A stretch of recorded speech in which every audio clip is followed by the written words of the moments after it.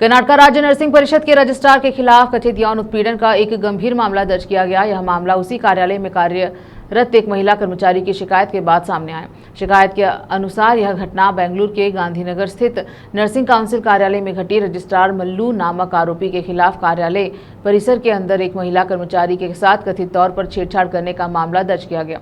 पीड़िता ने अधिकारी पर अनुचित शारीरिक व्यवहार का आरोप लगाते हुए कहा कि उसे गलत तरीके से छुआ और जबरदस्ती खींचने की कोशिश की। उसने यह भी आरोप लगाया है कि आरोपी के कार्यालय के बाहर खड़ी एक कार के पास उसे गले लगाने और चूमने की कोशिश की।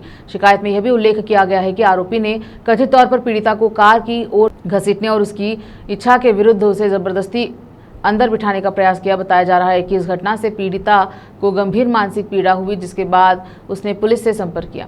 शिकायत मिलने के बाद उप्पारापेट पुलिस स्टेशन में मामला दर्ज किया गया है। पुलिस ने आरोपों को गंभीरता से लेते हुए मामले की जांच शुरू कर दी है। एफआईआर दर्ज कर ली गई है और आरोपी को ढूंढने और गिरफ्तार करने के प्रयास जारी हैं, जो कथित तौर पर फरार है। देश विदेश और स्थानीय समाचारों के लिए चैनल को लाइक और सब्सक्राइब जरूर करें। धन्यवाद। ಕಳೆದ 26ನೇ ತಾರೀಕಿನಂದು ಉಪ್ಪಾರಪೇಟೆ ಪೊಲೀಸ್ ಠಾಣೆಯಲ್ಲಿ ಒಂದು ಮಹಿಳೆ ಒಂದು ದೂರನ್ನು ನೀಡುತ್ತಾರೆ. ದೂರಿನ ವಿಷಯ ಏನಂದರೆ, ಆಕೆ ಕೆಲಸ ಮಾಡುವಂಥ ಒಂದು ಸಂಸ್ಥೆ ಕರ್ನಾಟಕ ನರ್ಸಿಂಗ್ ಕೌನ್ಸಿಲ್ ಅನ್ನೋ ಒಂದು ಜಾಗದಲ್ಲಿ ಒಬ್ಬರು ರಿಜಿಸ್ಟ್ರಾರ್ ಅವ್ರನ್ನ ಸೆಕ್ಷುವಲ್ ಹರಾಸ್ಮೆಂಟ್ ಮಾಡ್ತಾಯಿದ್ದಾರೆ, ಅವರಿಂದ ನಮಗೆ ಕಿರುಕುಳ ಆಗ್ತಾಯಿದೆ ಅಂತ ಹೇಳಿ ಒಂದು ದೂರು ಕೊಟ್ಟ ಮೇರೆಗೆ ನಾವು ಒಂದು ಎಫ್ಐಆರ್ನ ರಿಜಿಸ್ಟರ್ ಮಾಡ್ಕೊಂಡಿದ್ವಿ ಉಪ್ಪಾರಪೇಟೆ ಪೊಲೀಸ್ ಠಾಣೆಯಲ್ಲಿ.